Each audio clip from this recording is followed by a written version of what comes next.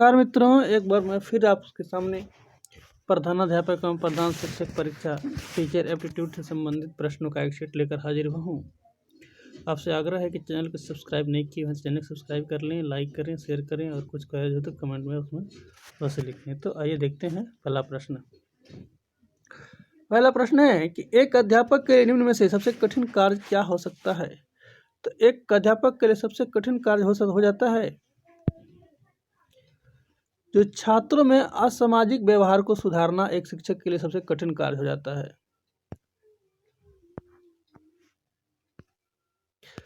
अगला है, कभी कभी बहुत विद्वान व्यक्ति भी अच्छा शिक्षक नहीं बन पाता। इसका संभावित कारण हो सकता है कि वह जो है शिक्षण कौशल में परिपक्व नहीं होगा और कक्षा में सूचना संप्रेषित करते समय छात्रों के स्तर को ध्यान में नहीं रखना। ये यानी बी और सी इसका सबसे सटीक आंसर हो जाएगा। अध्यापक संगठन का दायित्व क्या होना चाहिए। अध्यापक संगठन का दायित्व होना चाहिए कि शिक्षकों की समस्याओं पर भी विचार करना तथा उन्हें दूर करने का प्रयास करना।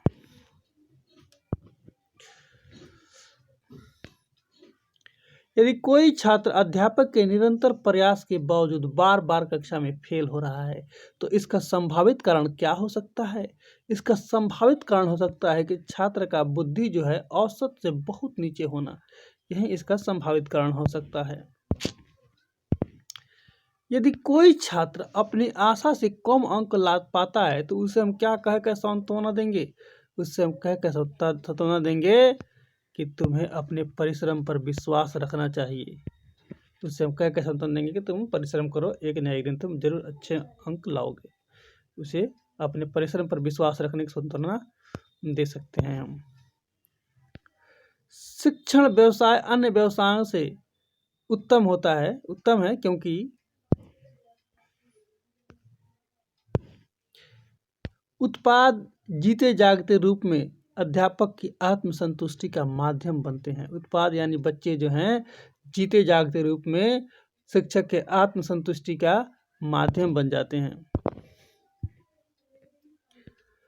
स्कूलों में विभिन्न कक्षाओं में प्रवेश देने हेतु आरक्षण का आधार क्या होना चाहिए। स्कूलों में विभिन्न कक्षाओं में प्रवेश देने का आरक्षण का आधार होना चाहिए कि छात्र जो हैं उनका जो पारिवारिक है वो अशिक्षित और पिछड़ा है। उन छात्रों को सबसे पहले कक्षा में प्रवेश देने का आधार मानना चाहिए।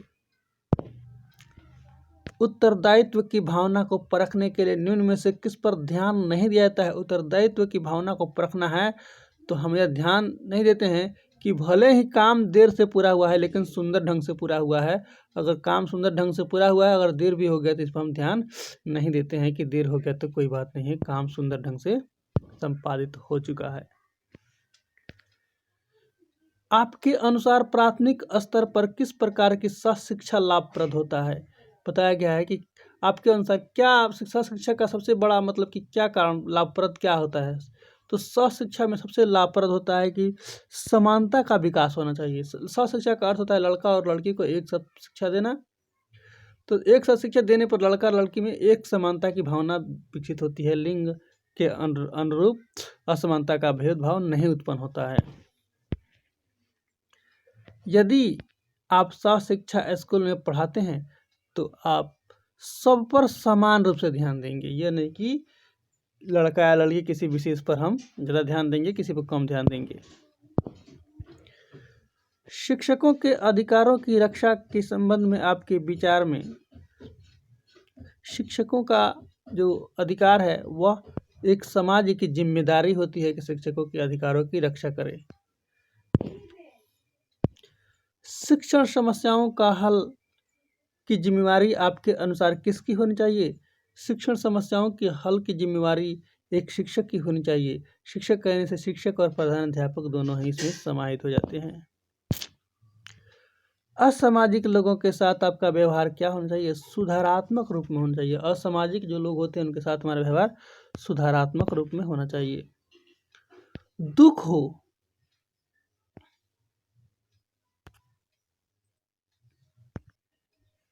प्रश्न है, दुख हो या सुख लोगों को रहना चाहिए, इसमें आपका क्या मत होना चाहिए। इसमें हमारा मत होना चाहिए कि दोनों ही स्थिति में एक समान होना चाहिए, न सुख में बहुत ज़्यादा दुख, दुख में बहुत ज़्यादा दुखी और सुख में बहुत ज़्यादा खुशी नहीं होना चाहिए।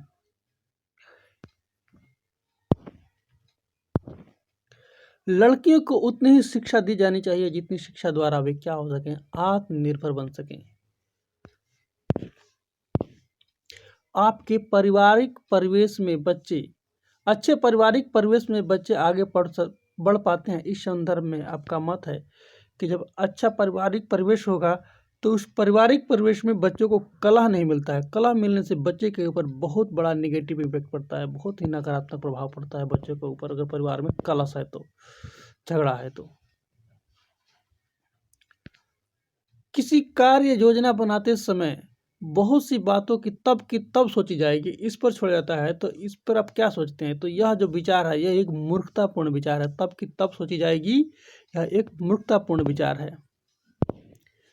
किसी कार्य को करने से पहले इसकी योजना बनाने के संबंध विचार, आपका क्या विचार होना चाहिए? मतलब कि अगर कोई कार्य करने से पहले उसकी योजना बनाता है, इसका मतलब है कि वह कार्य की सफलता का घोतक है, चिन्ह है कि यह कार्य जरूर ही सफल हो जाएगा अगर कार्य करने से पहले उसकी हम योजना बनाते हैं तो।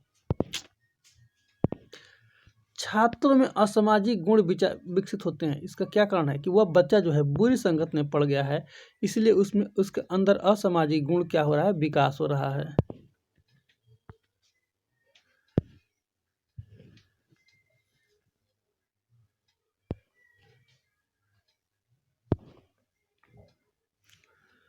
जटिल समस्याएं आपको प्रेरित करती है। जटिल समस्याएं, जितना ही जटिल समस्याएं होंगी उतना ही आत्मविश्वास आदमी के अंदर ज़्यादा पैदा होगा, अधिक पैदा होगा। इससे आत्मविश्वास पैदा करने में मदद मिलती है। विद्यालय में अनुशासनहीनता उत्पन्न होने के क्या कारण हो सकते हैं? विद्यालय में अनुशासनहीनता का सबसे कारण है कि अध्यापकों में जिम्मेवारी का अभाव, ये सबसे प्रमुख कारण है। छोटी उम्र के बच्चों को अधिक योग्य बनाने के लिए आप किस तरह का व्यवहार करेंगे?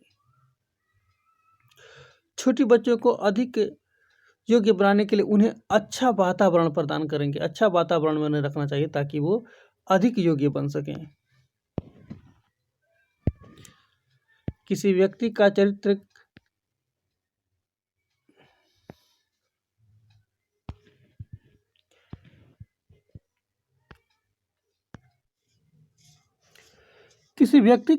सबसे ज़्यादा प्रभावित होता है, आप क्या मानते हैं? यानी यह छात्र होना चाहिए, व्यक्ति नहीं होना चाहिए, यहाँ पे छात्र होना चाहिए। तो क्या होता है कि छात्र का जो पारिवारिक जो परिवेश होता है इससे ज़्यादा प्रभावित होता है बच्चों का चरित्र। समाज में छात्रों की भागीदारी किस प्रकार वांछनीय है, आपका विचार है? तो समाज में बच्चों से परस्पर सहयोग की भावना की आकांक्षा रखी जाती है कि परस्पर सहयोग कर सकें। अपने बच्चों का व्यवसाय चुनने के लिए आप निम्न में से किस विचार से सहमत होंगे?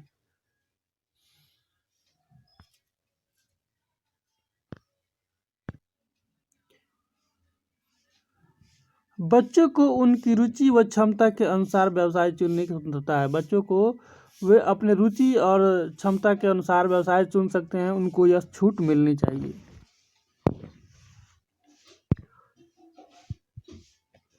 न्यायालय ने कक्षा में बच्चों को शारीरिक दंड न देने की रोक लगा दी है।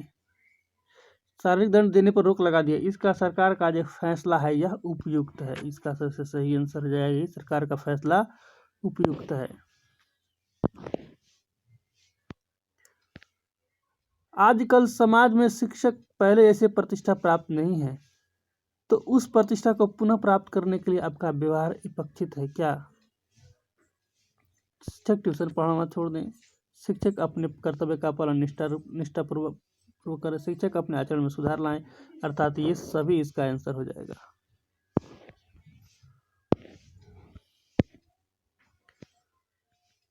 यदि शिक्षक कहें कि मैं जो कहता हूं उस पर ध्यान जो मैं करता हूँ उस पर ध्यान मत दो और जो मैं कहता हूँ उसका आचरण करो, तो इस पर समाज पर इस पर क्या प्रभाव पड़ेगा।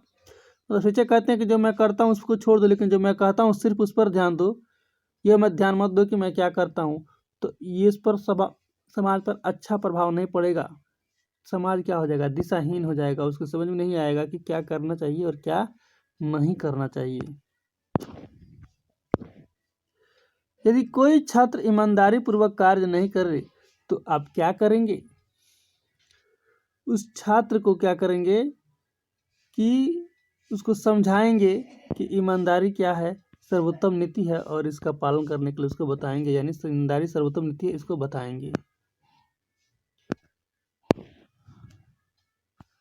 आपके छोटे भाई बहन समय का उपयोग नहीं करते हैं तथा पढ़ते समय टीवी देखते हैं, तो आप क्या करेंगे, उन्हें समझाएंगे कि पढ़ने के समय टीवी नहीं देखना चाहिए। उनको हम बताएंगे कि पढ़ने के समय से टीवी नहीं देखना चाहिए। इस तरह हमारा प्रश्नों का ये सेट यहाँ पर समाप्त होता है। अगले सेट को हम जरूर जल्दी लाएंगे। तो आपसे आग्रह है कि एक बार आप चैनल को सब्सक्राइब कर दें, लाइक करें, और कोई क्वेरीज हो तो बताएं और अपने दोस्तों के साथ शेयर कर दें। जल्द ही आपके साथ हम एक अगले प्रश्नों का सेट लेकर एक बार फिर से हाजिर होंगे। जय हिंद।